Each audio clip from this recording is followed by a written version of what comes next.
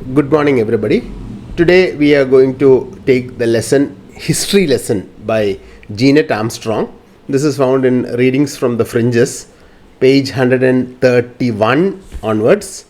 So please turn to that particular page and we are going to this lesson.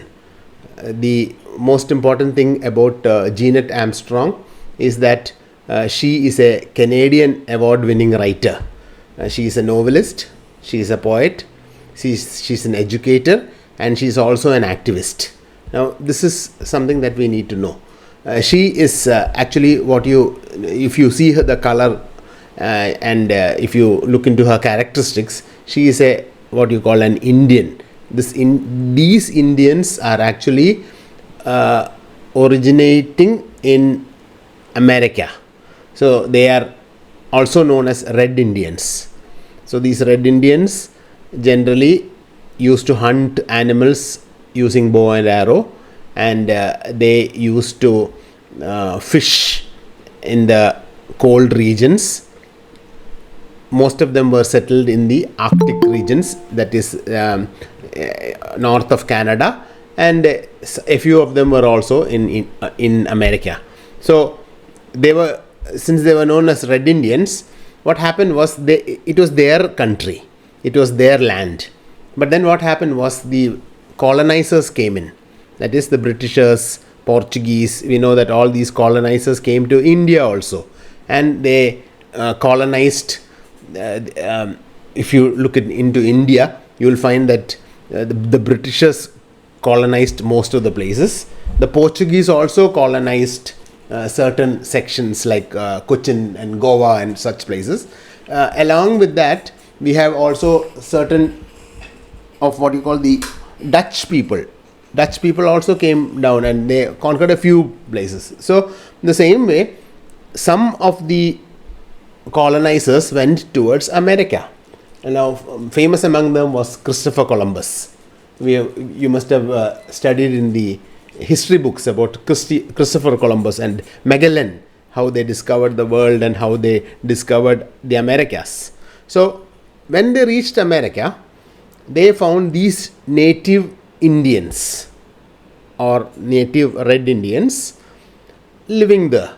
So they offered them certain things, and because the colonizers had the superiority of what you call firepower, തോക്കൊക്കെ ഉണ്ടായിരുന്നു, അപ്പോൾ they started indiscriminately shooting. അതായത് അങ്ങോട്ടും ഇങ്ങോട്ടും കാണുന്നതൊക്കെ വെടിവെക്കുക, കൊല്ലുക.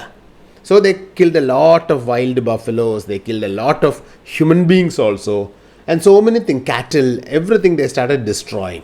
So much so that ഇവർക്ക് ആകെ bow and arrows മാത്രമേ ഉള്ളൂ, ഇവർ അമ്പും വില്ലും മാത്രമേ ഉള്ളൂ.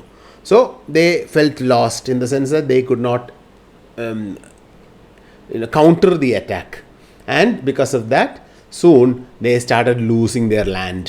അവരെ നഷ്ടപ്പെടാൻ തുടങ്ങി. എന്നിട്ട് then now if you look into it, these Red Indians are confined to reserves എന്ന് പറഞ്ഞാൽ ചെറിയ സ്ഥലങ്ങൾ മാത്രമേ അവർക്കുള്ളൂ. അപ്പോൾ അവരെ ഒരുമാതിരി ഒരു 2-3 ഏക്കറിൽ അവരെ എൻക്ലോസ് ചെയ്തിരിക്കുക. എന്നിട്ട് നമ്മൾ വിസിറ്റേഴ്സായിട്ട് നമ്മൾ അവിടെ പോയി കാണുന്നു. അത്രത്തോളം അവരെ പാടുപെടുത്തി എന്നിട്ട് അവരെ ഈ റിസർവ്സിലേക്ക് ആക്കി. So this is basically what is happened to these Indians. Now Jeanette Armstrong is a activist. That is, she is a person who studied and she is trying to bring these Red Indians, her people, out of this. She is trying her best.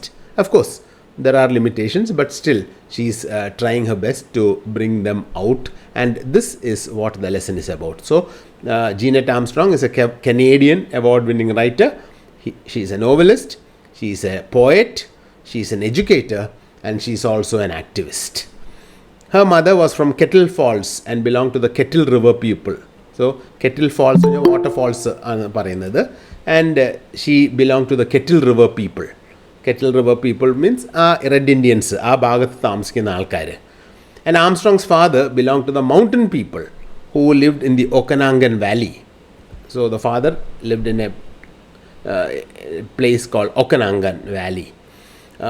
She grew up in the Penticton Penticton Indian Reserve in British Columbia's Okanagan Valley. So, Jeanette Armstrong ജനിച്ചപ്പോഴത്തേക്ക് തന്നെ these Red Indians were confined to reserves. So, Jeanette Armstrong grew in this place called the Penticton Indian Reserve. And there she received a formal education at a one-room school there. ഒരു room സ്കൂളിൽ അവിടെ പഠിക്കാൻ തുടങ്ങി. She learned to speak Okanagan and also English. So this is a little bit about her. So she grew up in this Penticton Indian Reserve in British Columbia, and her work focuses on the indigenous knowledge systems and the environment. Now, the indigenous knowledge, naturally, ഈ red ഇന്ത്യൻസിന് അവർ കാടിൻ്റെ മക്കളായിട്ട് അവർ ജീവിക്കുന്നതുകൊണ്ട് they have a lot of information about the forest. ഇപ്പോൾ നമുക്കറിയാം ഈ ആദിവാസികൾ വയനാട് ഭാഗത്തൊക്കെ അവിടെ തന്നെ ഇപ്പോൾ for a small example let's a then, what you call honey തന്നെ if you get this honey from what you call ചെറുതേൻ or വൻതേൻ from the bees that have pollinated that have got the honey extracted from the pollination of flowers and all those things, and if you get them from the forest, it is found that it is very thick. It is different from the one that we buy from the shop. So and it is said that they have a lot of medicines or herbs extracted from the trees and leaves which only they know. Adepole in the forests and in the wilderness of Americas, these Red Indians also have lots of indigenous knowledge systems. They have certain wealth of information, പക്ഷേ ആ information അവർക്ക് മാത്രമേ അറിയുള്ളൂ. Jeenet Armstrong കഴിയുന്നതും ഇതൊക്കെ she's trying to convert all these things into English and trying to make the Red Indians be known into the world. So she received in 1978 she received a diploma and then she also obtained a PhD in indigenous environmental ethics from Germany. So she's a lady educator and writer who has studied well. Now this particular third paragraph, she discovered her interest and talent for writing at the age of 15 when a poem she wrote about John F. Kennedy was published in a local newspaper. So she published a poem about John F. Kennedy.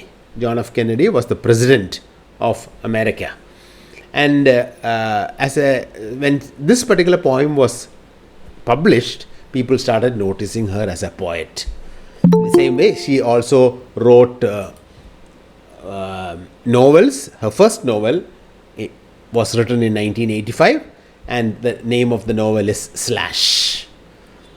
So this is a novel by the First Nations woman in Canada. So basically they are above USA, the place called Canada, and she is an author. She's a poet, and her first novel is Slash. Now go on to page 132. In that, the second paragraph, she is also an award winner.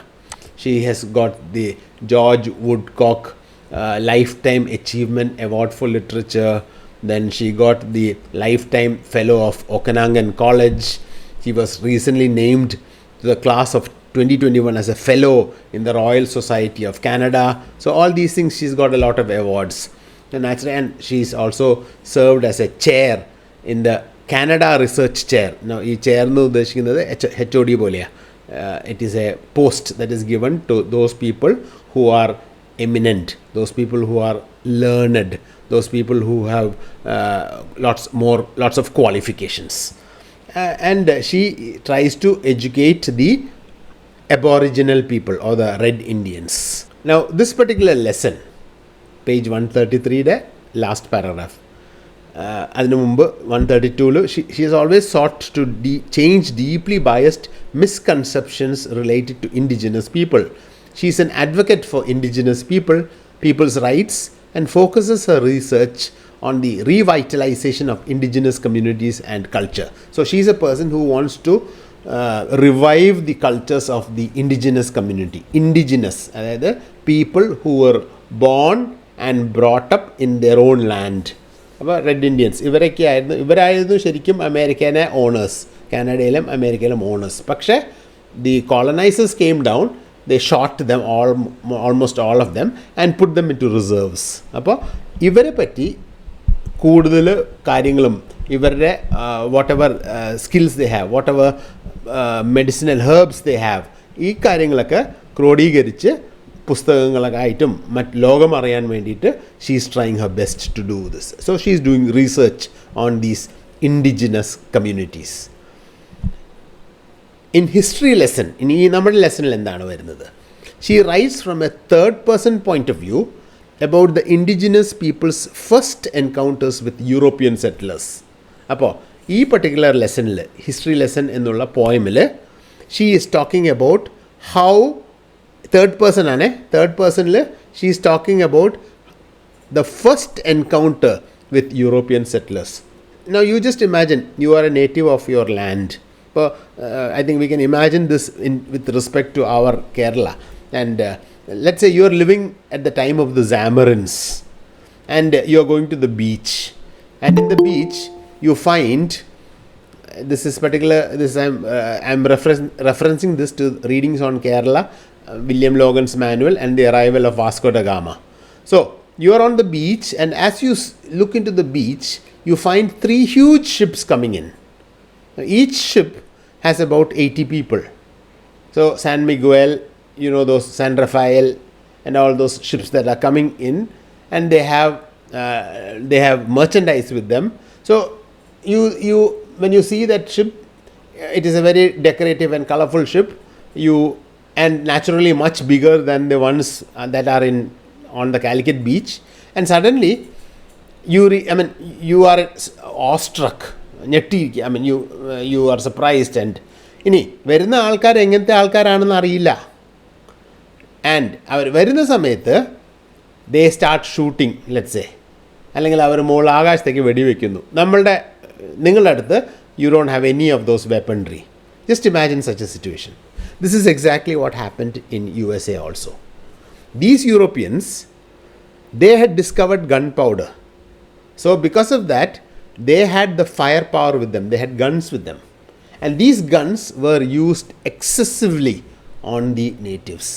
ഇവർ പാവങ്ങൾ, ഇവരുടെ അടുത്ത് ആകെ അമ്പും വില്ലും മാത്രമേ ഉള്ളൂ. ഈ അമ്പും വില്ലൊന്ന് എറിയുമ്പോഴത്തേക്കും they are shot dead with guns and cannons and all those things. അപ്പോൾ അതുകൊണ്ട് it was sort of a one-sided war where the losers were these indigenous people or the Red Indians.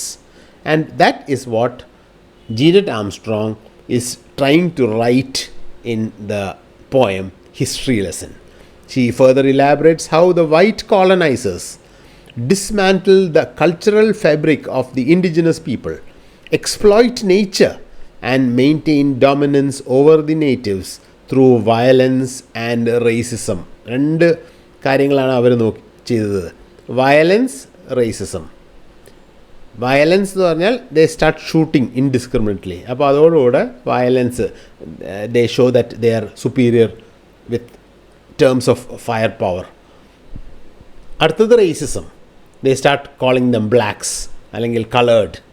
അപ്പോൾ അങ്ങനത്തെ വാക്കുകൾ വിളിക്കുമ്പോൾ തന്നെ യൂറോപ്യൻസ് ആർ വൈറ്റ്സ്. അപ്പോൾ ഇവരങ്ങനെ വിളിക്കുന്നത് naturally they are angry.